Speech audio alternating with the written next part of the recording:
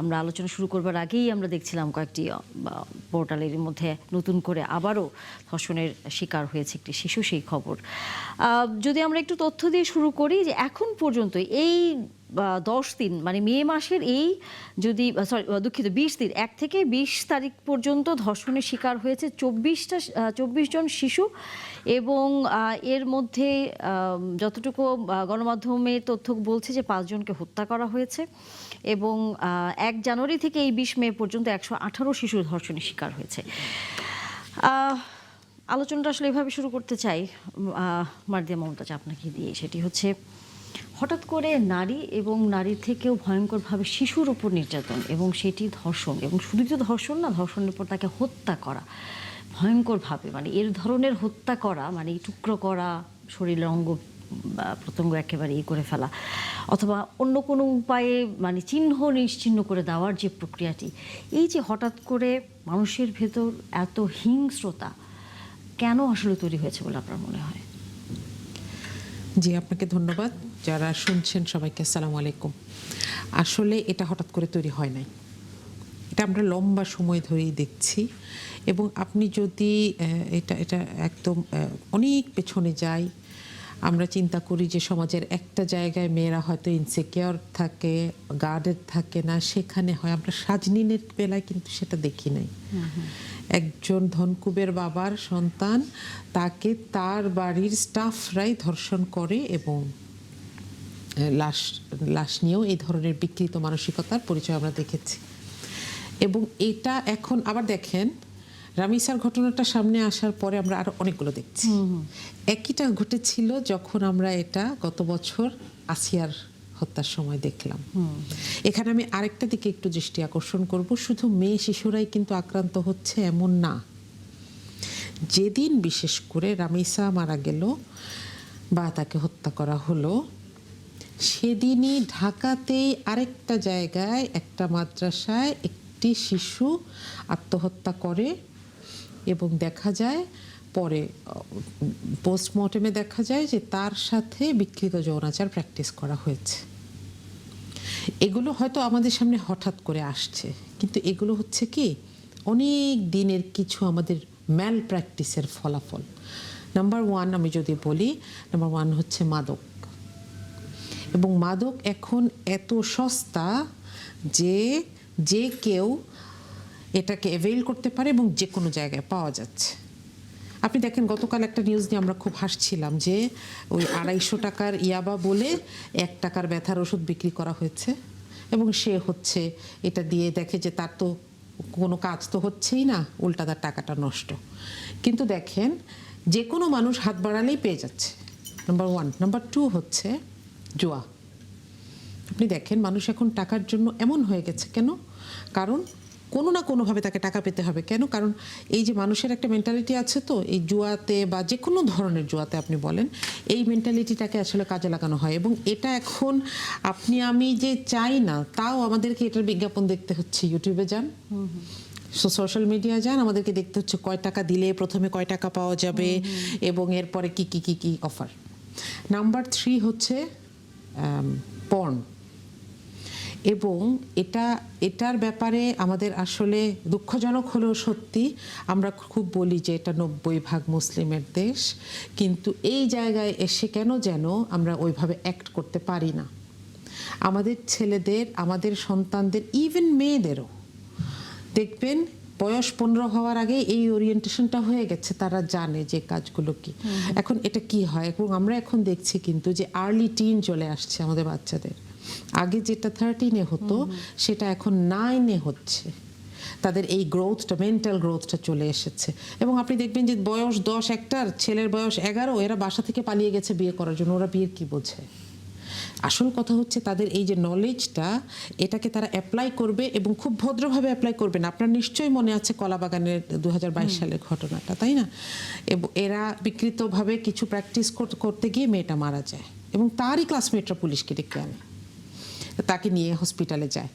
তো এখানে আসলে এই 3rd কারণটা অনেক বড় একটা ব্যাপার। আর টোটাল সিস্টেমটা যদি বলেন, এই যে একটা ধর্ষক ধরা পড়ছে আমাদের সামনে, আমরা তাকে নিয়ে কি করছি? আমরা তাকে হ্যান্ডেল করছি কিভাবে। আমাদের সোসাইটি কিন্তু এই সিস্টেমটার জন্য রেডি না। আমরা কেউ চাচ্ছি যে পুলিশের হাত থেকে নিয়ে এখনই ঝুলাই দেই সেই জঙ্গলের নিয়মের মতন, কিন্তু এটার পেছনে ইনজাস্টিস থাকতে পারে, কারণ তাৎক্ষণিকভাবে কখনো অপরাধীকে চেনা যায় না। আবার কখনো কখনো আমরা চাচ্ছি যে না, তাকে হত্যা করা যাবে না, মানবাধিকার সংস্থাগুলো খুব সরব হয়ে যায়। কিন্তু আমি যদি অপরাধীকে, দেখেন একটা মানুষের মেন্টালিটি থাকতে পারে যে সে তার বাচ্চাদেরকে দেখলে তার বিকৃত ইচ্ছা করে, অথবা এমন হতে পারে যে সে মনে করছে যে একটু মজা করি, অথবা সে নেশার ঘরে আছে কিন্তু তার সামনে পরিণতিটা নাই, তাহলে সে করবে না কেন? এই যে আপনি পরিণতির কথাটা উল্লেখ করলেন, এটা তো আমরা যুগের পর যুগ আসলে দেখে আসছি হেলেন জেরিন খান। সেটি হচ্ছে এবারও যেমন উঠছে যে আইন তো আমরা জানি সর্বোচ্চ শাস্তি বিধানে আছে, তারপরেও সেটির প্রয়োগ না হওয়ার কারণে আইনের প্রতি যেমন অশ্রদ্ধা কাজ করছে, অবিশ্বাস কাজ করছে, এবং সামনে এরকম কোনো দৃষ্টান্ত আমরা স্থাপন করতে পারছি না বলেই দিনের পর দিন এই ধরনের ঘটনাগুলো ঘটেই যাচ্ছে। সেই হিসেব করে যেহেতু আপনারা এখন সরকারে আছেন, আপনারা আইনের কোনো পরিবর্তনের চিন্তা ভাবনা আসলে করবেন কিনা? ধন্যবাদ আপনাকে, ধন্যবাদ দর্শক শ্রোতাদেরকে, এবং সহ আলোচক হিসাবে মাজিয়া আপা এখানে এসেছেন, সম্ভবত মনিরা শারমিনও আসবে।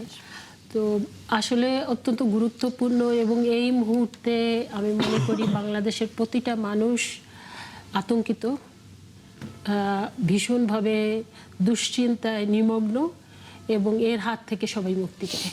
এখানে কারো কোনো দ্বিমত নাই। সেটা আপনি মনে করেন পারিবারিকভাবে বলেন, সামাজিকভাবে বলেন, এবং রাষ্ট্রীয়ভাবে বলেন, এর হাত থেকে আমাদের মুক্তির দরকার।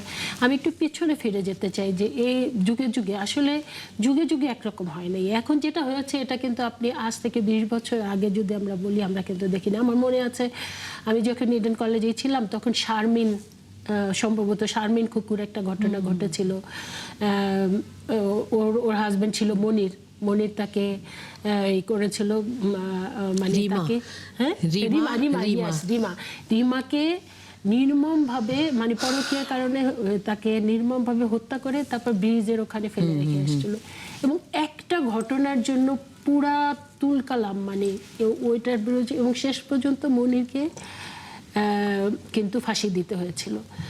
তো ওরকম একটা আরেকটা হলো যে আমাদের 95-এ আমার মনে আছে যে 95-এ আমরা যখন ক্ষমতা একদম শেষ সময় ইয়াসমিন, সেও একটা ওই যে পুলিশের পুলিশ সদস্য দ্বারা সেই হয়েছিল, এবং সেইটা নিয়ে কিন্তু ওটা কিন্তু দিনাজপুরে হয়েছিল, কিন্তু সেটা গোটা বাংলাদেশ কিন্তু সেটার বিরুদ্ধে প্রতিরোধ গড়ে তুলেছিল।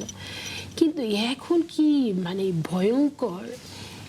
আর এরা তো বলতে পারেন যে একেবারেই পুরা প্রাপ্তবয়স্ক ছিল, সেইটা নিয়েই কিন্তু মানে গোটা জাতি ফুঁসে উঠেছিল, প্রতিবাদ করেছিল, এবং শেষ পর্যন্ত এটা কিন্তু ভয়ঙ্কর একটা শাস্তি হয়েছিল। তো এখন যেটা হচ্ছে এটা তো আসলেই মানে স্বপ্ন চিন্তা করা যায় না এরকম একটা জায়গায় আমাদের বাংলাদেশ চলে আসবে। তো অনেকগুলো বিষয় এখানে তুলে আনছে যে আমাদের অনেক, প্রথমত আমি বলবো যে আমাদের মূল্যবোধের চরম অবক্ষয় হয়েছে। দ্বিতীয়ত হলো যেটা হয়েছে, এই নেশা মারাত্মকভাবে কিন্তু করছে।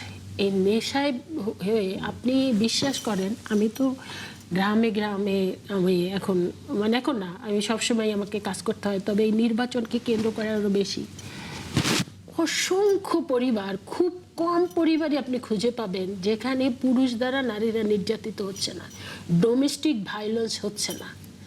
ডোমেস্টিক ভায়োলেন্স হচ্ছে এভাবে ম্যাক্সিমাম পুরুষরা নেশায় থাকে, এবং তারা নেশাগ্রস্ত, এটা হলো মানে অসচেতন কিংবা কম শিক্ষিত যাদের কথা বলছি তাদের, এবং তারা এই তাদের নেশার যখন নিয়ে আসে তখন তারা কিন্তু কোনো কিছু না, কি স্ত্রী কি সন্তান কোনো কিছু তাদের বিবেকে কাজ করে না, তখন তারা ওই সবচেয়ে বেশি টর্চারটা করে কিন্তু নারীদের উপরে। এবং আপনি অসংখ্য পরিবার আছে, এই নারীরা কারো কাছে এই বিষয়টা বলে না, যুগের পর যুগ তারা কিন্তু বছরের পর বছর তারা কিন্তু এটা মানে বহন করে যাচ্ছে, এবং নীরবে নিবৃত্তে এটা সহ্য করে যাচ্ছে। কিন্তু সবচেয়ে ভয়ঙ্কর যে এই যে বাচ্চা শিশুরা যে এইভাবে মানে ধর্ষণের শিকার হচ্ছে। আবার একটা সময় যেমন ধরেন ওই যে আমি বলছিলাম 20 বছর আগে, এই ধর্ষণ শব্দটাও কিন্তু আমরা মানে এত লজ্জাস্কর একটা শব্দ, এটা কিন্তু আমরা মুখে উচ্চারণ করতাম না, এবং পত্রপত্রিকাও এটা হতো না। এরা এখন তো র্যান্ডম, মানে মানুষের মুখে মুখে এটা। তা আমরা কোথায় এই এই সমাজটা আমার চলে গেছে। তো এই জায়গা থেকে তো আমাদের আসলে সবাই সম্মিলিতভাবে এই সমাজকে, এই জাতিকে, এই রাষ্ট্রকে আমাদের উদ্ধার করা দরকার। প্রথমত আমি মনে করি যে আমাদের মূল্যবোধ ফিরিয়ে আনা দরকার। দ্বিতীয়ত এই নেশা থেকে আমাদের জাতিকে উদ্ধার করা দরকার, এটাই নেশাগ্রস্ত। আর তৃতীয়ত সোশ্যাল মিডিয়ার একটা আছে, তো আপনি জানেনই যে এখানে একটা অপশন আছে খুবই, এটা যদি কন্ট্রোল করা না হয়, ছোট বাচ্চাদেরই আপনি কি করবেন। এই মোবাইলের কারণে আমরা একটা জরিপে দেখেছিলাম যে অসংখ্য ছোট বাচ্চা শিশুরা কিন্তু স্কুলে গিয়ে তারা দেখা যাচ্ছে যে তারা মানে পর্নো ভিডিও দেখছে। তো এটাও তো আসলেই হচ্ছে, যেটার কারণেই কিন্তু আমরা দেখি যে আপনার স্কুল কলেজের ছাত্ররা বলেন, আর রিক্সাওয়ালা বলেন, শ্রমিক বলেন, আর টিচাররা বলেন, সবাই কিন্তু এখন এরকম অবক্ষয়ের দিকে ধাবিত হচ্ছে। আমার আরেকটা বিষয় মনে আছে যে এই যে নুসরাত নামে ফেনীতে একটা ঘটনা ঘটেছিল, যে ওকে তো নির্যাতিত করেছে, ওর ধর্ষিত হয়েছে, তারপর তাকে আবার জ্বালিয়ে দেওয়া হয়েছিল। মানে এরকম বীভৎস ঘটনা, এবং তার সেই মৃত্যুকে আবার ভিন্ন খাতে ডাইভার্ট করবার জন্য কিন্তু নানা রকমের অপকৌশল হয়েছে। তাই এখন আমাদের এক জায়গায় উপনীত হতে হবে, এক জায়গায় আমি সরকারি দল, বিরোধী দল, সমাজের সর্বস্তরের, সেটা নারী বলেন পুরুষ বলেন, সবাইকে এক মানে ঐক্যমতে আসতে হবে। সেটা হলো যে এই ধরনের ঘটনা, সেটা যেই হোক, নিজের দলের হলো তাকে চরম শাস্তির মুখোমুখি হতে হবে। প্রয়োজন বোধে যে শাস্তিটা আছে ওইটাই যদি আইনের সঠিক প্রয়োগ হয়, তাহলেও কিন্তু আমি মনে করি অনেকেই আসলে ভয় পাবে। অবশ্যই আমরা আইনের সঠিক প্রয়োগটা অনেক ক্ষেত্রেই হয় না, অতীত দিনে হয়েছে। তবে আমার বিশ্বাস যে এই সরকারটি এসছে এবং মাননীয় প্রধানমন্ত্রী তার প্রথম বক্তব্যে বলেছিলেন যে তিনি এমন একটি নিরাপদ রাষ্ট্র গড়তে চান, যেই রাষ্ট্রে গভীররত নারীরা যাতে নিরাপদে চলাফেরা করতে পারে। তো সেই রাষ্ট্র করতে হলে তো আমি মনে করি যে নারীদের সবার আগে সুরক্ষা দিতে হবে, আর শিশুরা তো অবশ্যই। আমরা আসলে সেই প্রত্যাশা রাখতে চাই, যতই দুর্ঘটনা ঘটুক না কেন, তারপরে আমাদের আসার জায়গা হচ্ছে এটি যে সমাজ এবং রাষ্ট্র নারীদের এবং শিশুদের নিরাপত্তা নিশ্চিত করবে এবং দোষীদের শাস্তির আওতার মধ্যে নিয়ে আসবে। ঘুরে ফিরে আসলে সমসাময়িক বিষয়গুলো আছে, এবং একই সাথে রামিসারও সর্বশেষ খবরাখবর বিভিন্ন গণমাধ্যম দিয়েছে। যুক্ত আছেন আমাদের সাথে এরই মধ্যে এনসিপির যুগ্ম আহ্বায়ক মনিরা শারমিন। আশা করি আপনাকে আমরা পেয়েছি, অনেক ধন্যবাদ। আমরা আসলে রামিসা সহ অন্যান্য যেসব শিশু ধর্ষণের শিকার হয়েছে, তারপরে হত্যার মতো নৃশংসতার ঘটনার মুখোমুখি হয়েছে, সেটা নিয়ে আলোচনা করছিলাম। ছোট করে আপনার কাছে একটু জানতেই চাই, মাননীয় প্রধানমন্ত্রী বলেছেন যে 1 মাসের মধ্যে রামিসার যেই হত্যাকারী তার সর্বোচ্চ শাস্তি নিশ্চিত করা হবে। আপনি কি প্রধানমন্ত্রীর কথায় আশ্বস্ত হতে পেরেছেন? ধন্যবাদ। যারা দেখছেন তাদের শুভেচ্ছা, এবং আমার সহ আলোচক আমার অত্যন্ত প্রিয় দুজন মানুষ তারা উপস্থিত আছেন, তাদের শুভেচ্ছা। হ্যাঁ, এটা খুবই একটা পজিটিভ জায়গা।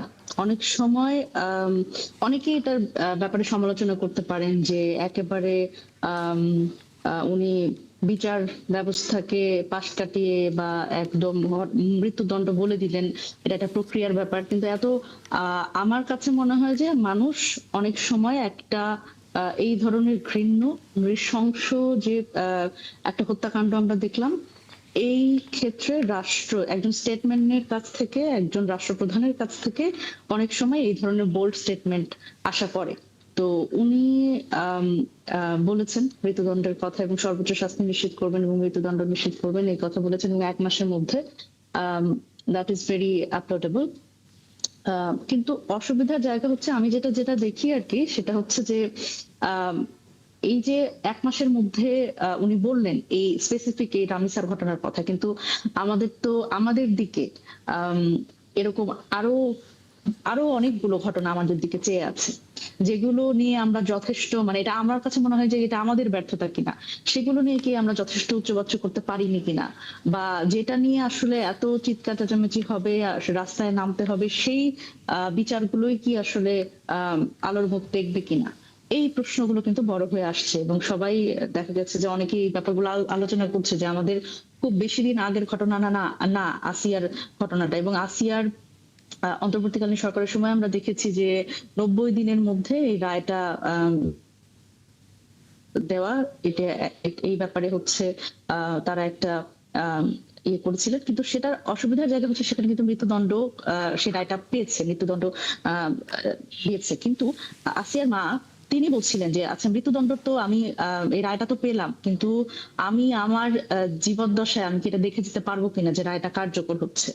তো এটা একটা বড় প্রশ্ন। এবং বিচার অনেক সময় যে বিচার দেরি হওয়া বা বিচার প্রশ্ন মানে প্রশ্ন যে প্রশ্নগুলো যে সামনে আসছে যে বিচারটা আদৌ হবে কিনা, এই অনাস্থাটা, এই সব আসলে অনেক সময় বিচার না হওয়ার শামিল।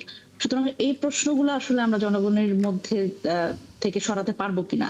একটা দৃষ্টান্ত অবশ্যই গুরুত্বপূর্ণ, যে একটা দৃষ্টান্ত দেখিয়ে আমরা অন্যগুলোকে মানে সম্ভাব্য অপরাধীদের আমরা দমন করতে পারবো, সম্ভাব্য অপরাধীদের আমরা হয়তো এই জায়গা থেকে ডিটার করতে পারবো। কিন্তু এটার আসলে সবগুলোই তো, সব ঘটনাগুলোই তো আসলে বিচারের দাবি রাখে। সেই বিচারগুলো আসলে কি? এবং সেই ক্ষেত্রে আমার মনে হয় যে অনেক ক্ষেত্রে আমরা এটা আইনমন্ত্রীর কাছে আমরা বলতে শুনলাম যে আমাদের এত এত মামলা আছে, আমরা কিভাবে করে সেগুলো শেষ করতে হবে। তো এটা তো আসলে আপনাদের সমস্যা, সরকারের সমস্যা, সরকারের ম্যানেজমেন্টের সমস্যা, সরকারের ব্যর্থতা। যে আপনারা বিচারক নিয়োগ দেন, আপনারা আইনজীবী নিয়োগ দেন, আপনাদের যদি আসলে এই মামলাগুলো সমাধান করার জন্য আসলে যথেষ্ট লোকবল না থাকে, সেটা তো আপনি জনগণকে সেই অজুহাত দিতে পারেন না যে আমাদের এত এত মামলা, সেই কারণে আমাদের এই দীর্ঘসূত্রিতার বিষয়টা। সুতরাং এখানে সরকারের পক্ষ থেকে অনেক বেশি প্রোঅ্যাক্টিভ ভূমিকা নেওয়া প্রয়োজন। এবং আরেকটা বিষয় আমি একটু ছোট্ট করে উল্লেখ করতে চাই, যে আমি আলোচনা শুনছিলাম, আপনারা বলছিলেন তারা সামাজিক দিকগুলো এবং মনস্তাত্ত্বিক দিকগুলো এগুলো তুলে ধরেছেন। আমরা আরেকটা বিষয় কিন্তু করি, দেখেন আজকে আমরা ধর্ষণ নিয়ে এই সামাজিক একটা অবক্ষয়ের ব্যাপার নিয়ে কথা বলছি। এই ধর্ষণটা কি নারী ও শিশু নিয়ে যখন আমরা কথা বলছি, এটা কি কোনো ফেমিনিস্ট ইস্যু? আপনি দেখেন আপনারা কিন্তু গেস্ট হিসেবে এবং সঞ্চালক আমরা কিন্তু 4 জন আজকে নারী, কিন্তু এই জায়গাগুলো এটা কিন্তু কোনোভাবে ফেমিনিস্ট কোনো ইস্যু না, এটা একটা সোশ্যাল ইস্যু। সুতরাং এই সোশ্যাল ইস্যুকে আসলে যে আমাদের এই বিষয়গুলোতে যারা আমাদের পুরুষ কাউন্টার পার্ট আছে, সহযোদ্ধারা আছেন বা রাজনীতিবিদ আছে, তাদেরও আসলে এঙ্গেজ করা, যে এই জিনিসগুলো কেন হতো, এই জিনিসটা মেইন স্ট্রিম করা, যে এটা একটা সামাজিক সমস্যা। এবং দেখেন আব্দুল্লাহর যে ঘটনাটা ঘটলো একটা মাদ্রাসায়, সে অসংখ্যবার ধর্ষণের শিকার হয়েছে এবং পরবর্তীতে তাকে মেরে ফেলা হয়েছে।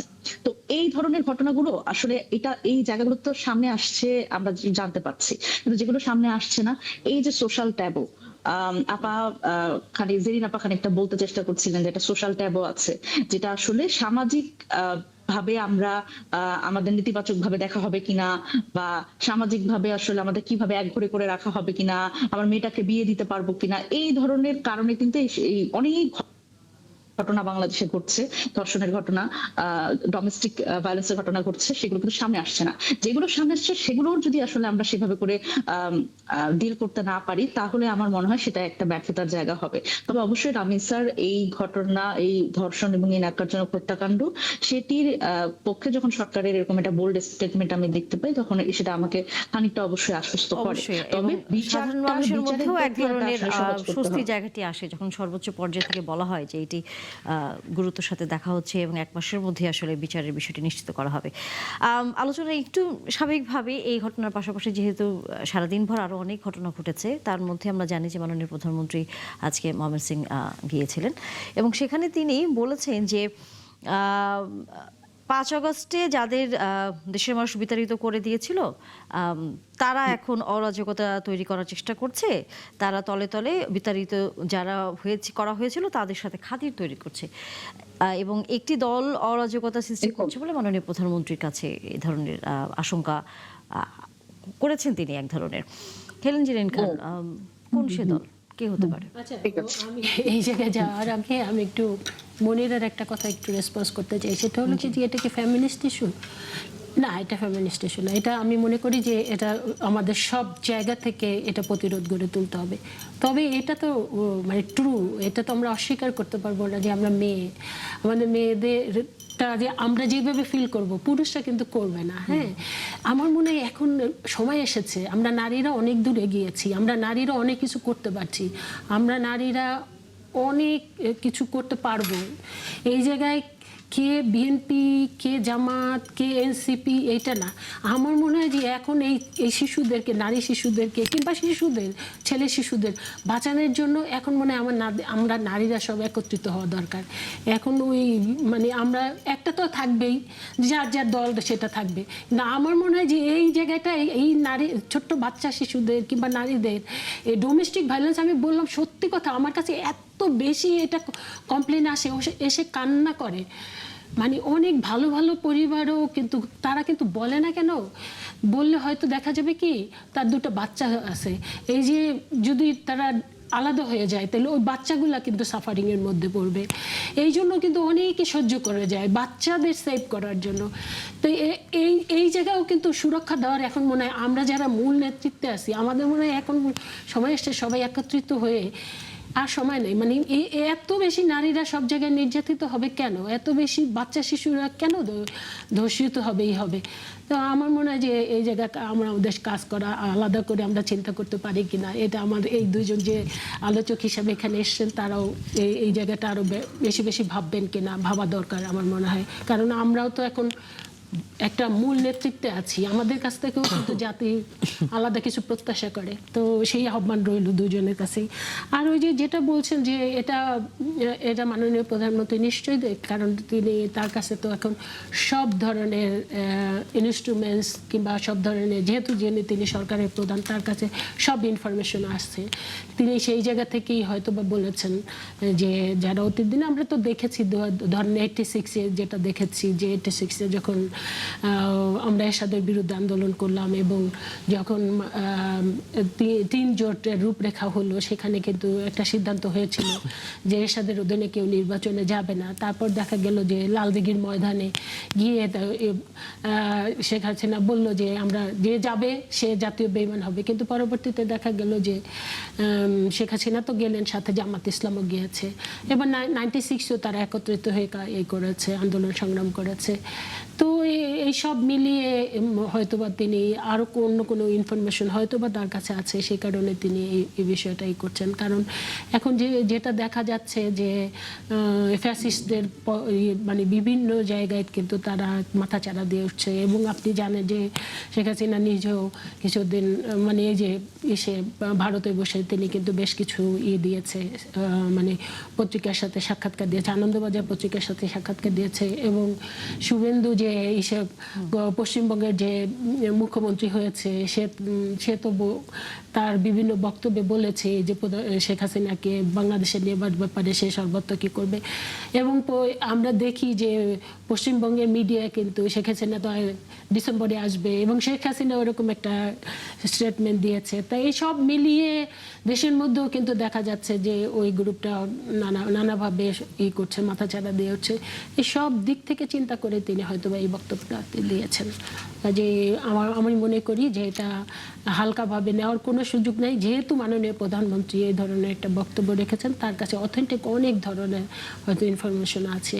এবং আমরাও কিন্তু বিভিন্ন প্রোগ্রামে গিয়ে কিংবা ধরেন আমরা প্রতিদিনের রাজনীতি থেকে আমরা কিন্তু দেখতে পাচ্ছি যে এই ধরনের এলিমেন্টস কিন্তু চারিদিক থেকে উকিঝুঁকি মারছে। তাই সেই ব্যাপারে তো আমাদের মানে যারা সরকারে আছে তাদের তো একটাই কাজ, যে জনগণের কাছে ধরেন নির্বাচনী ম্যানিফেস্টো যেটা দিয়েছে, জনগণের কাছে যে প্রতিশ্রুতি দিয়েছে, সেই প্রতিশ্রুতিগুলো বাস্তবায়ন করাই হলো আমাদের মূল লক্ষ্য।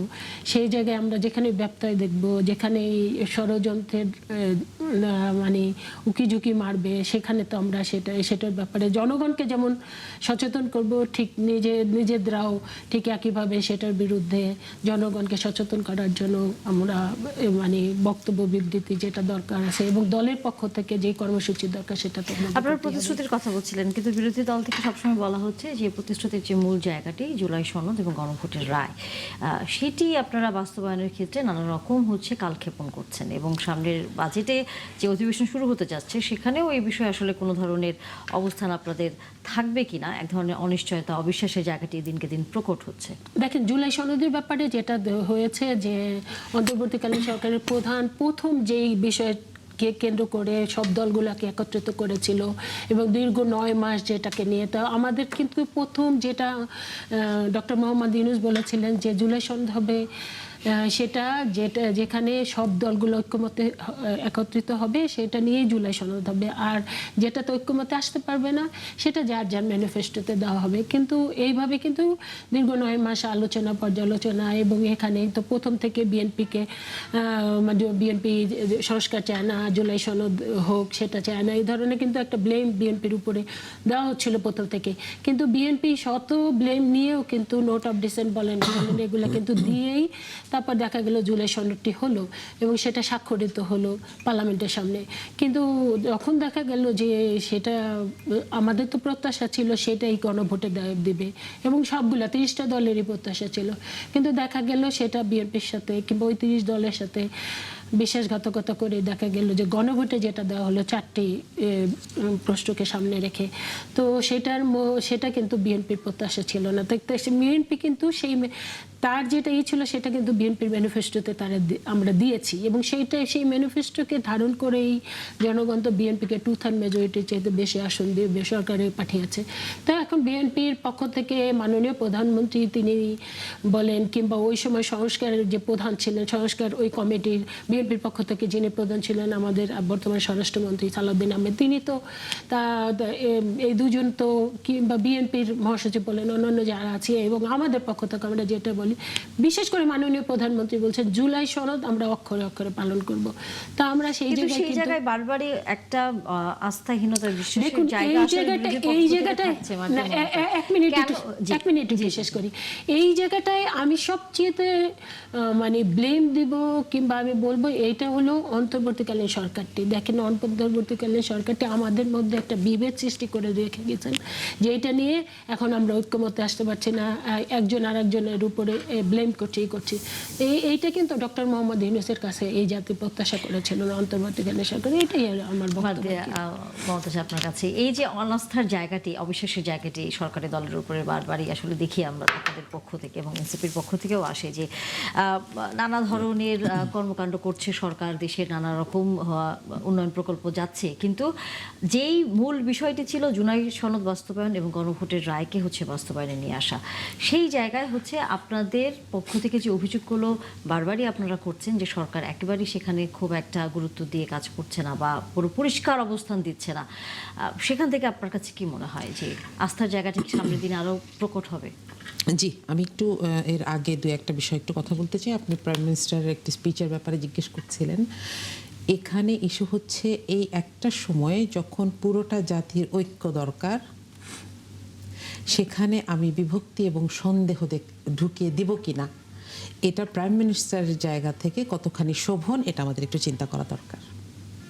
দেখেন, পতিত স্বৈরাচারের এখানে ভূমিকা থাকতে পারে, আমরা সেটাকে অ্যাড্রেস করতে পারি, কিন্তু যারা এই দীর্ঘ 17 বছর এমনকি এর আগের সময়টাতেও একই সাথে আন্দোলন করেছে, তাদের প্রতি অবিশ্বাসের মানেই হচ্ছে আসলে নিজের অবস্থানটাকে সেই কি করে ফেলা। এই রিস্কের জায়গায় যাওয়া যাবে না। আমি অনুরোধ করব যে তার মতন দায়িত্বশীল জায়গা থেকে আসলে এই যে সন্দেহজনক কিংবা পরিষ্কার না করে কথা বলা, এই জায়গাগুলো আসলে আমাদের মধ্যে ঝামেলা তৈরি করবে এবং এই মুহূর্তে সেটা কাম্য নয়, অন্তত এই ইস্যুতে। দ্বিতীয় ব্যাপার হচ্ছে, আমরা কেন এত জুলাই সনদ করি? আমরা কেন হাম নিয়ে এই রকম কথা বলি না? আমরা কেন শুধু রামিসাকে নিয়ে কথা বলছি না? আমরা কেন জুলাই সনদের কথা বলি? আপনি গুম অধ্যাদেশ বাতিল করা থেকে শুরু করে, দুদকের স্ট্রাকচার থেকে শুরু করে, দুদক কিন্তু এখন নাই দেশে, সুতরাং এখন যত প্রজেক্ট হচ্ছে, বাজেট চলে আসছে, একনেকগুলো হচ্ছে, এখানে ধরার কেউ নাই। এগুলোকে যদি একেবারেই বাদ দেন, আমি যদি শিশু রামিসার হত্যাটাকেই আমি যদি আপনাকে বলি, এখানে সমস্যাটা কি? জুলাই সনদের এখানে কি করার আছে? বাংলাদেশের বিচার ব্যবস্থার একটা মজার সিস্টেম আছে, সেটা হচ্ছে যে যখন একটা ফৌজদারি অপরাধ হয় সেটার ব্যাপারে একজন, যেমন রামিসার বাবা যদি এখন মামলা করতে যান, তিনি কিন্তু নিজে থেকে কোনো উকিল দেবেন না, তিনি একজন সরকারি উকিলের, তাকে একজন সরকারি উকিল দেওয়া হবে। সিস্টেমটা কেন করা হয়েছে? যেন যে কোনো মানুষ যে কোনো সময়ে মামলা করার জন্য একজন উকিল পায়। সমস্যাটা এখানে। এই উকিল নিয়োগ হচ্ছে, এই যে একটা সরকারি উকিল, এই পুরোটা নিয়োগ হচ্ছে সরকারিভাবে এবং সরকারি দল তাদের আনুকূল্য পেয়েই এখানে নিয়োগটা হয় এবং খুবই সম্ভব, এবং এটা এতদিন ধরে হয়ে আসছে যে এদেরকে স্পয়েল করা সবচাইতে সহজ। এমনকি রামিসার বাবা যদি এখন একজন প্রাইভেট উকিলও নিয়োগ করেন, তাকে কাজ করতে হবে কার আন্ডারে? সরকারি উকিলের আন্ডারে, যিনি আসলে যার সমূহ সম্ভাবনা থাকে তিনি বিপক্ষ দলের পক্ষ থেকেও, বিপক্ষ যে বিবাদী পক্ষের কাছ থেকেও পয়সা নিয়ে তিনি এখানে অন্যথা করতে পারেন, তার যেটা ন্যায় বিচারের পক্ষে দাঁড়ানোর কথা অথবা তার ক্লায়েন্টের স্বার্থ দেখার কথা, এটার অন্যথা করতে পারেন। জুলাই সনদ এখানে কি বলেছিল যে বিচার বিভাগকে আলাদা করতে হবে। এটা কিন্তু নতুন ইস্যু না, এটা মাজদার হোসেন মামলা সেই বহু বছর আগের ঘটনা। কিন্তু এইটাকে কি করা হলো, ইন্টারিম গভর্নমেন্ট একটা উদ্যোগ নিয়েছে, একটা সচিবালয় করেছে বর্তমান সরকার, সেই সচিবালয়টা বাদ করে আমাদের এই পুরোটা স্বপ্নকে বাতিল করে দিল। তার মানে এখন বিচার ব্যবস্থার নিয়োগগুলো হবে সরকারের মাধ্যমে। আমরা কিভাবে আশা করব যে এখানে বিচার ব্যবস্থায় আমরা সুষ্ঠু বিচার পাবো? রাজনৈতিক মামলা তো অনেক পরের কথা, রাজনৈতিক মামলা তো হবেই। এই যে এই ধরনের ফৌজদারি মামলাগুলো, সেগুলোতে আমরা কিভাবে ন্যায় বিচার পাবো? কোনো সম্ভাবনা নাই, জানেন।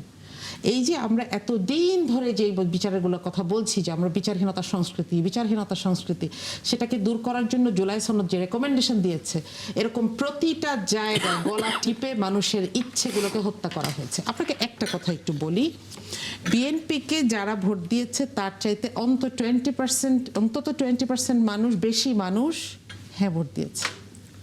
এটার একটা ট্রান্সলেশন আছে। তার মানে হচ্ছে এমন কিছু মানুষ হ্যাঁ ভোট দিয়েছেন যারা বিএনপিতে আস্থা রাখছেন না। তারা কি দেশের মানুষ না? তাদের এই মতামতটাকে আমরা ট্রান্সলেট করব কিভাবে?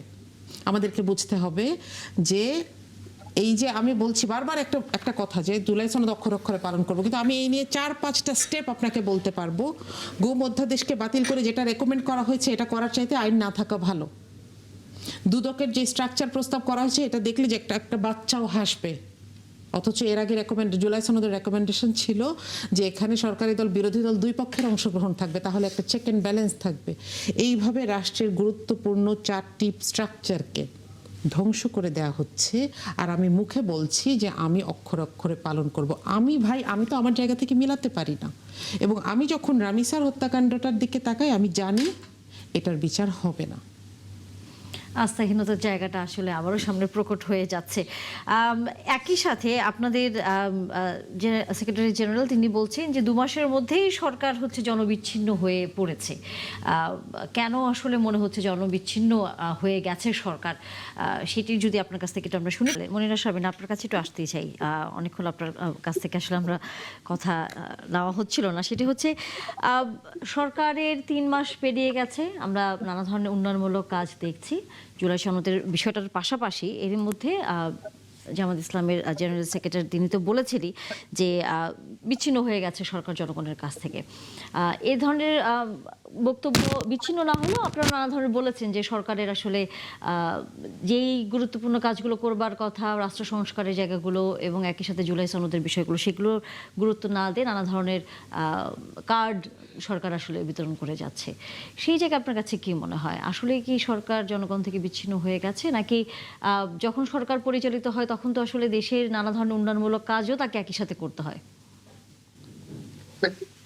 আচ্ছা, এখানে আমি একটু এই প্রশ্নে আসার আগে আমি আরেকটু আগে গিয়ে কয়েকটা বিষয় একটু অ্যাড্রেস করতে চাই অল্প করে। সেটা হচ্ছে যে যখন আজকে আমাদের প্রধানমন্ত্রী জনাব তারেক রহমান তিনি যখন বলছেন যে আন্দোলনের যারা আসলে বিভিন্ন শক্তি, মানে তারা এই ধরনের একটা আঘাত করছেন বা এই ধরনের ব্লেম যখন উনি দেন, আমার একটা প্রশ্ন খুব মনে আসে। সেটা হচ্ছে যে বিএনপি কি এর মধ্যে নাই? বিএনপি তো নিশ্চয়ই আন্দোলনেরই একটা ফ্যাসিবাদী আন্দোলনের দীর্ঘদিন একটা শক্তি, সুতরাং এটার মধ্যে আসলে বিএনপি আছে কিনা এটা একটা আমার বড় প্রশ্ন। দ্বিতীয়ত হচ্ছে দ্বিতীয় হচ্ছে যে আমি তো আসলে আপনাদের এখানে জুলাই সনদ গণভোট নিয়ে অনেক কথা বলেছি। এক লাইনে যদি বলতে চাই যে জুলাই সনদ অক্ষরে অক্ষরে পালন করব, এটা কিন্তু আসলে কমিটমেন্টের জায়গা না। কমিটমেন্টের জায়গা কিন্তু অন্যটা।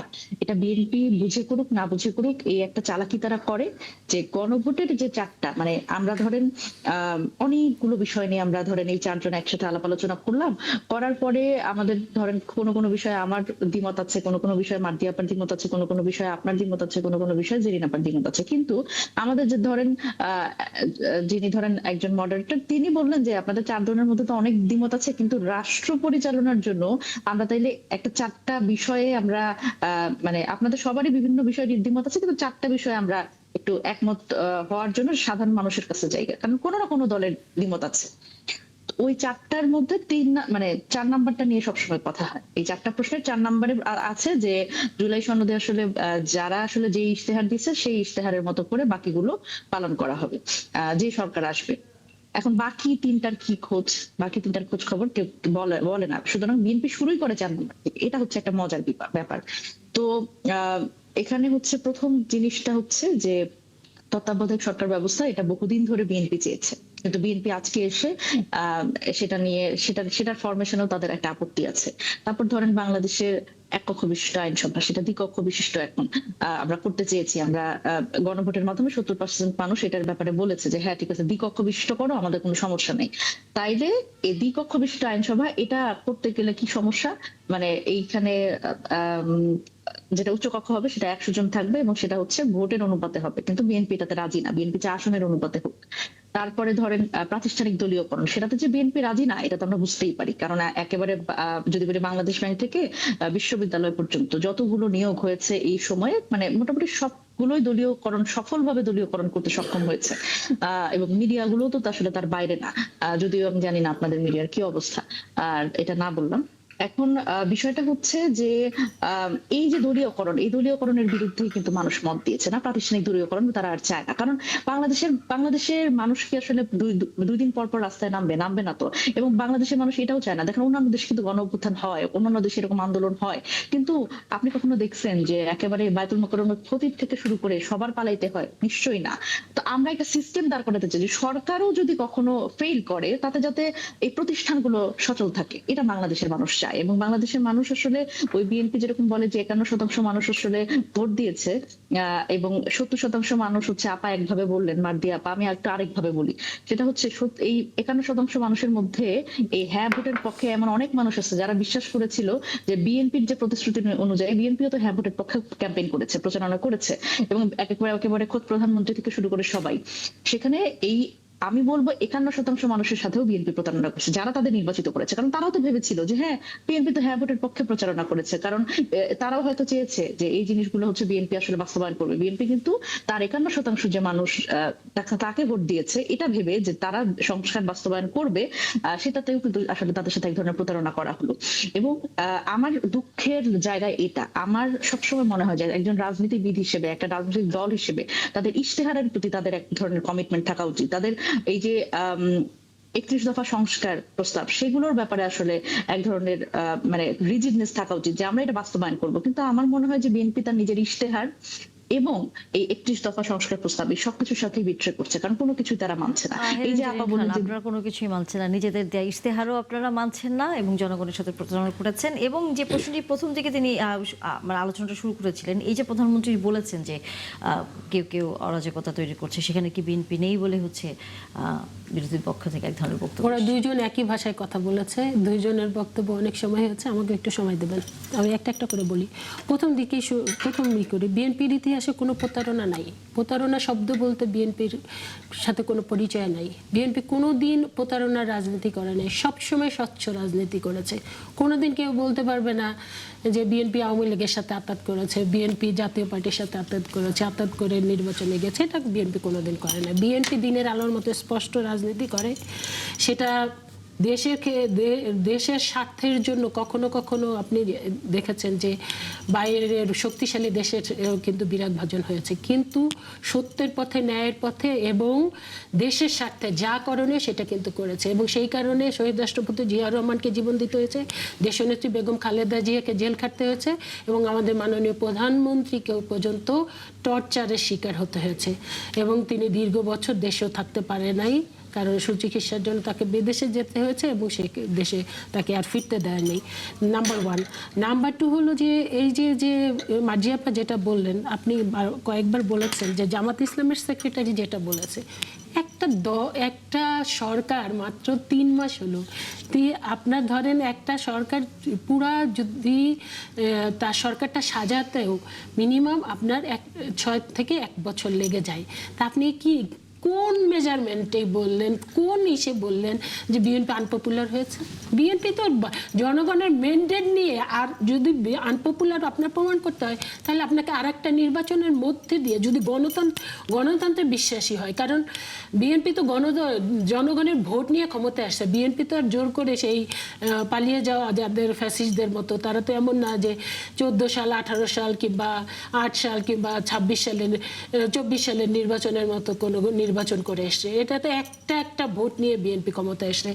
কাজে বিএনপিকে যদি আনপপুলার বলতে হয় তাহলে আর একটা নির্বাচনের ভিতর দিয়ে আপনাকে সেটা প্রমাণ করতে হবে বিএনপি আনপপুলার হয়েছে। আর 3 মাসের তো একটা প্রশ্নই আসে না। দেখে এই যে অনেকের, আমার যে কালি এখনো শুকানে, কিন্তু বিএনপির যে ম্যানিফেস্টো আছে, ফ্যামিলি কার্ড, কৃষক কার্ড, ফেল কার্ড, তারপরে যে বিভিন্ন ধর্মীয় যে এসেরা আছে, মানে ধর্মীয় প্রধানরা আছে তাদেরকে, তারপরে নারীদের জন্য বিভিন্ন, আপনি জানেন যে আলাদা বাসের ব্যবস্থা করা হচ্ছে, নারীদের সুরক্ষার জন্য যে কাজগুলো সেটা করা হচ্ছে, খাল খননের প্রস্তুতি নেওয়া হচ্ছে। এত অল্প সময়ের মধ্যে বিএনপি কিন্তু এই কাজগুলা শুরু করে দিয়েছে। এটা তো মানুষ অনেকটা। আর সবচেয়ে হলো যে আপনি প্রথম থেকেই তো মাননীয় প্রধানমন্ত্রী একটা মানে এক্সাম্পল সৃষ্টি করেছেন। প্রথম দিকে কি করলেন, তিনি বললেন যে কোনো মানে পার্লামেন্ট মেম্বাররা কোনো গাড়ি নেবে না এবং কোনো প্লটও নেবে না। কিন্তু আমরা দেখলাম যে এনসিপির পক্ষ থেকে প্রথমে বলেছিল নির্বাচনের আগে যে তারা কোনো গাড়ি চায় না, প্লট চায় না। আবার এনসিপির কিন্তু একজন নেতা হাসনাত আবদুল্লাহ, সে পার্লামেন্টে বলছে যে আমাদের গাড়ি, আবার সেটা কিন্তু জামাত ইসলাম সমর্থনও করেছে।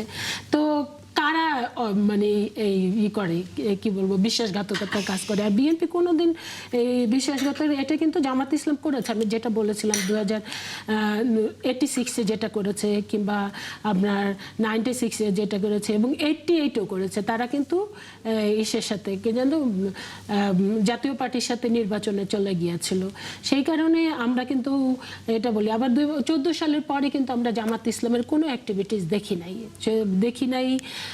তাদের কিন্তু ওই ধরনের কোনো কর্মসূচি আমরা দেখি নাই, এবং সেই কারণে আমরা কখনো জামাতের কাছ থেকে ভিন্ন সুরও কিন্তু আমরা পেয়েছি। কিন্তু যাই হোক, ওই প্রসঙ্গটা আমি আনতে চাই না। মাননীয় প্রধানমন্ত্রী যে বক্তব্য দিয়েছেন, এই বক্তব্যের প্রমাণ হলো জামাত ইসলামের সেক্রেটারি জেনারেল যদি এই ধরনের বক্তব্য দেয়, একটা 2/3 মেজরিটি জনগণের ম্যান্ডেট নিয়ে সরকার গঠন করেছে, এই দলটি 6 মাসও হলো না, 3 মাসের মধ্যে তাকে আনপপুলার করতে চায়, আনপপুলার হিসাবে তারা চিহ্নিত করতে চায়, তাহলে প্রধানমন্ত্রীর কাছ থেকে এই ধরনের একটা বক্তব্য আসবে, এটাই তো স্বাভাবিক। সেই কারণে প্রধানমন্ত্রীর কাছে আমার মনে হয় অনেক ইনফরমেশন আছে, তিনি এই ধরনের বক্তব্য দিয়েছেন।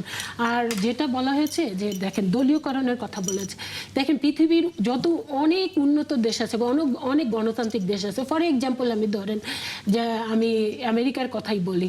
আমেরিকা কি হয়, ধরেন রিপাবলিকান এবং ডেমোক্র্যাট দুইটা দল, তো এই 4 বছরের জন্য একজন নির্বাচিত হলে আর একজন দেখা যায় অন্য দল আবার 4 বছরের জন্য, কিংবা একটা দল 2বার করে হয়, 2বারের বেশি নর্মালি হয় না।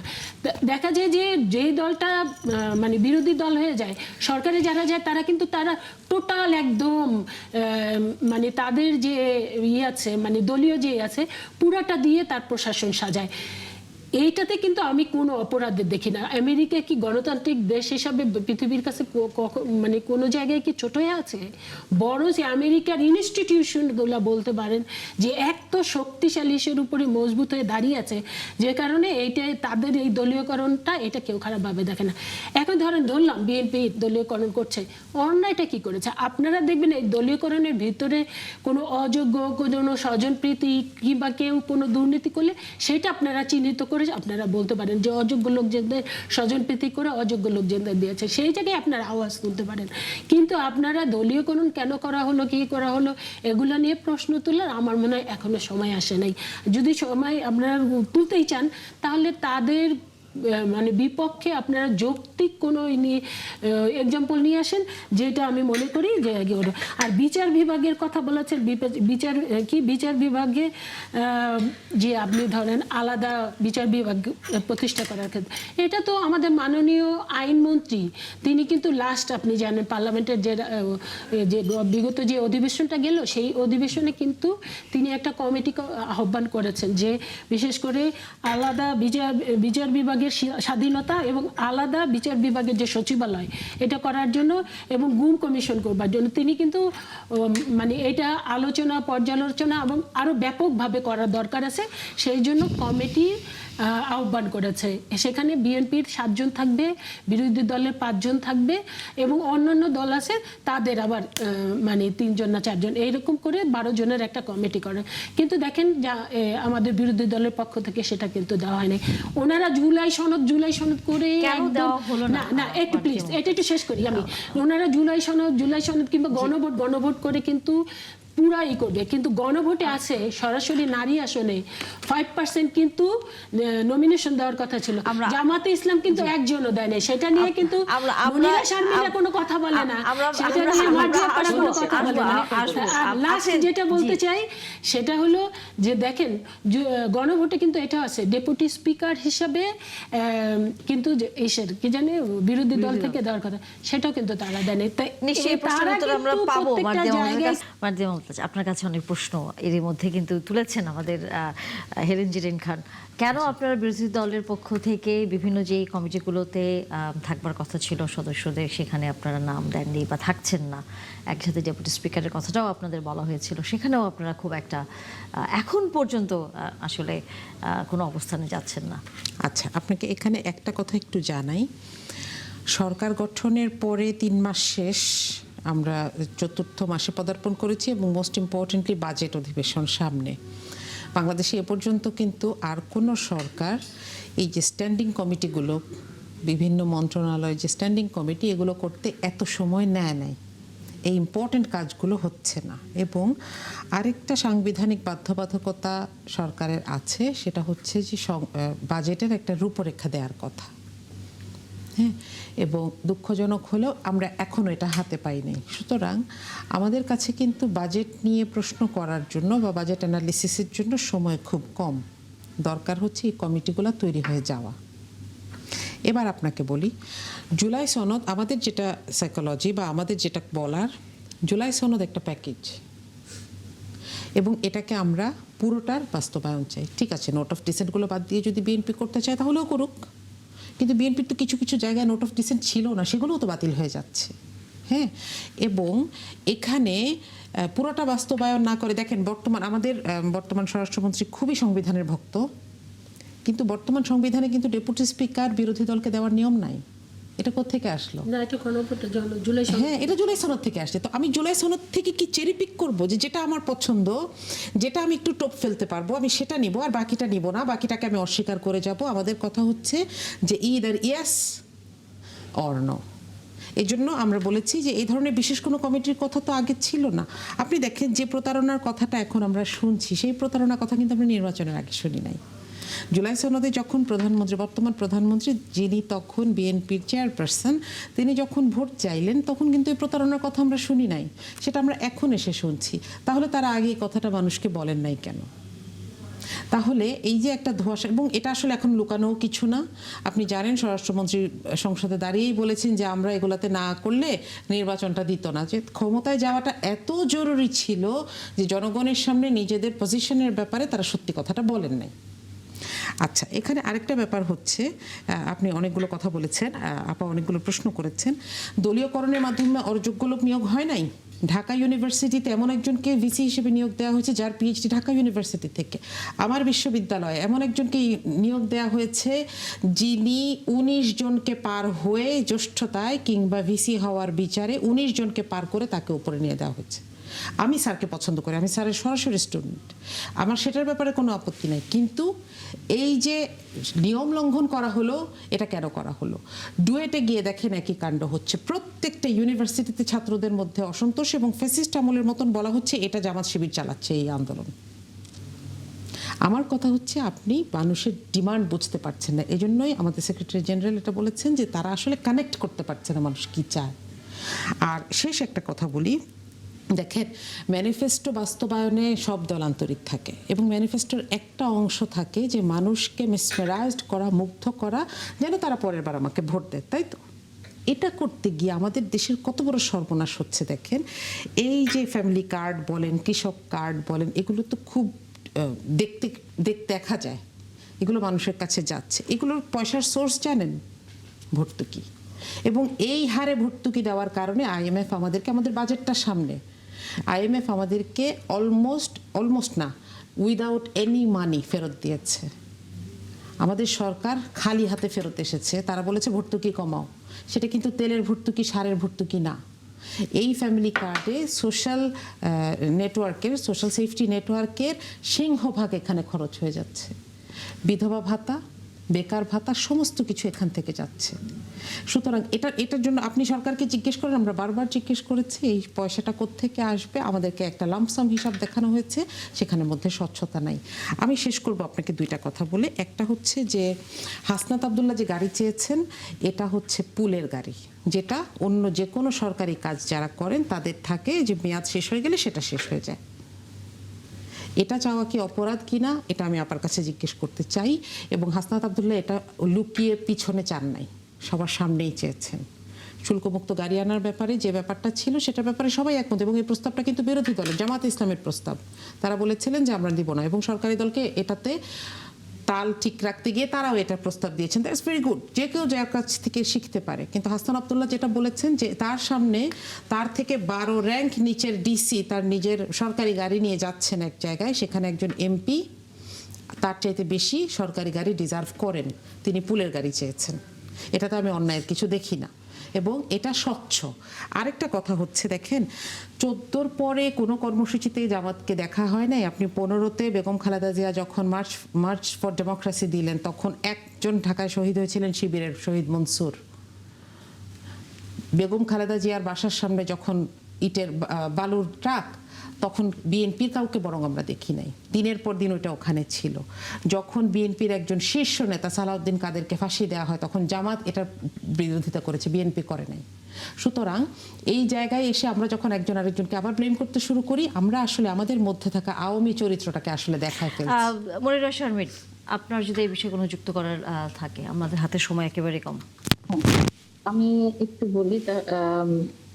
আপনি আপনার ওই প্রশ্ন, আগের প্রশ্নটা উত্তর দিতে পারি না। আপনি বলছিলেন যে একটা সরকার উন্নয়ন করছে, সাধারণ মানুষকে কার্ড দিচ্ছে, তো এটাও তো একটা এক ধরনের উন্নয়ন। মানে তাহলে কেন মানে বিরোধিতার, মানে এটা কি বিরোধিতার জন্য বিরোধিতা কিনা? দেখেন, হাসিনাও তো অনেক উন্নয়ন করছে না? করছে তো, কিন্তু বাংলাদেশের সব ইনস্টিটিউশন গুলা সে ধ্বংস করছে। কিন্তু সেটার জন্য কিন্তু ফাইনালি তার মানে সরকার থেকে চলে যেতে হয়েছে। সেই মানে সরকারটার পতন করছে, এবং বাংলাদেশের মানুষের প্রতি একদম গণ অভ্যুত্থানের মুখে, একটা প্রতিরোধের মুখে তাকে পালাতে হয়েছে। সুতরাং উন্নয়নের কথা যদি আপনি বলেন, তাহলে আমার মনে হয় যে এটার সবচেয়ে ভালো এক্সাম্পল হচ্ছে শেখ হাসিনা ছাড়া আর কেউ না। যে উন্নয়ন করে, যেভাবে করে আসলে উন্নয়ন সামনে সামনে দেখায়, যে খুব আসলে জনগণের মানে সত্যিকার অর্থে যে পরিবর্তনগুলো, যে সংস্কারগুলো দরকার, সেগুলোকে ফাঁকি দেওয়া খুব যে সহজ হয় না, এটা আসলে আমাদের সামনে এক্সাম্পল আছে। এবং আরেকটা কথা বলি, সেটা হচ্ছে যে এই কার্ডগুলো, আমি টাকা কোথেকে আসবে এই সব নিয়ে তো আলোচনা হচ্ছে, কিন্তু দেখেন এখানে আসলে যারা প্রকৃত সুবিধাভোগী, যাদের পাওয়ার কথা, তারা ঠিক মতো পাচ্ছে কিনা, এটা তো একটা গুরুত্বপূর্ণ প্রশ্ন হওয়ার কথা। যে এই কার্ডগুলো যাদের জন্য, তাদের কাছে পৌঁছাচ্ছে কিনা। আমি বিরোধী দল মার্দিয়া বা বিরোধী দল, সেই জায়গা থেকে আমাদের কথা আপনারা বিশ্বাস করবেন না। কিন্তু আমি যখন দেখি যে বিএনপি, আমি যদি বলি এই এখনকার হচ্ছে ডেপুটি স্পিকার, উনি নিজেই বলছেন যে এই ফ্যামিলি কার্ড আসলে যাদের পাওয়ার কথা, এরা প্রকৃত সুবিধাভোগী এই জায়গাগুলোতে পাচ্ছে না। মানে খোদ বিএনপির মানুষই এই ধরনের একটা অভিযোগ করছে। তো তখন আসলে এটার উত্তর কি হবে আমি জানি না। এবং দেখেন কৃষক কার্ড, এই কৃষক কার্ড নিয়ে কিন্তু এই বোরো ধানের এবারে যে ক্ষতিগ্রস্ত হলো কৃষকরা, সেখানে আমাদের আসলে আপনাকে থামাতেই হচ্ছে মনিরা শারমিন, কারণ সময় একেবারেই নেই। তারপরে 1 মিনিটে উত্তরটা দিয়ে শেষ করতে চাই আমরা আলোচনা। জনগণের সাথে আমরা কানেক্টেড হতে পারি নাই। মার্জিয়া আপার কথা প্রশ্ন, আমরা জনগণের সাথে কানেক্টেড না হওয়ার কারণে 51% ভোট আমরা পেয়েছি, আর ওরা কত পার্সেন্ট পেয়েছেন? 2/3 মেজরিটির চাইতে বেশি ভোট জনগণ আমাদের দিয়েছে, আর ওরা 77টা ভোট পেয়েছে। আমরা বেশি কানেক্টেড হতে পারি না, ওরা বেশি কানেক্টেড হয়েছে। জনগণ তো মানে সেটা প্রমাণই দিয়েছে। এরপরে তো আর তেমন কিছু না, কে কানেক্টেড বেশি হয়েছে সেটা তাদের ভোটের মাধ্যমে তারা দিয়ে দিয়েছে। সেকেন্ড থিং হলো যে এই কার্ডগুলো কোত্থেকে আসবে। দেখেন ফ্যাসিস্টদের আমলে বছরে 75,000 কোটি টাকা বিদেশে পাচার হয়ে যেত। আমরা যদি সেটা রোধ করতে করতে পারি, এই কার্ডগুলো দেওয়া কোনো বিষয় না। থার্ড হইলো যে এই যে যে জামাত করেছে, তাইলে এই যে শিবির গুপ্তরা যে এখন শিবির হিসেবে আমরা দেখতে পাই, এই যে সাদিক কায়েম ঢাকা বিশ্ববিদ্যালয়ে অবস্থান করতে পেরেছে, মনিরা যে বক্তব্য দিয়েছে, মনিরা তো তার বক্তব্যের মধ্যে কিন্তু আমি এইটাই দেখতে মানে শুনতে পাচ্ছি, সেটা হলো যে মনিরারা কিন্তু তাদের পড়াশোনা চালিয়ে গিয়েছে ওই কি জানে বিশ্ববিদ্যালয় থেকে, কিন্তু ছাত্র দলের কোনো নেতাকর্মীরা কিন্তু বিশ্ববিদ্যালয়ে থাকতে পারে নাই। সেই কারণে মনিরারা কিন্তু বুঝতে পারে না, কিংবা মনিরারা মানে বলে ফেলে যে বিএনপি আওয়ামী লীগের মতো। বিএনপি কোনোদিন আওয়ামী লীগের মতো না। আমাদের আলোচনা বিএনপি যখনই অবাধ সুষ্ঠু নিরপেক্ষ নির্বাচন হয়েছে, জনগণের কমিটমেন্ট রক্ষা করেছে এবং জনগণ সেই কারণে আমরা সেই প্রত্যাশা রাখতে চাই জনগণের প্রতি। বিএনপির যে 37,000 মধ্যে এক লাস্ট বলতে চাই যে ফ্যামিলি কার্ড আমরা তো না, আমার মাদারীপুরে একটা পাই না, মাত্র 4 কোটির মধ্যে 37,000 দিয়েছে। আমরা এই রাজনৈতিক আলোচনা চলতেই থাকবে আমাদের। অনেক ধন্যবাদ আপনাদের সবাইকে। আসলে আগামীতে নিশ্চয়ই আবারও আপনাদের সাথে আলোচনা হবে। অনেক ধন্যবাদ সময় দিয়েছেন এবং দর্শক আপনারাও ছিলেন। দেখা হবে আবার।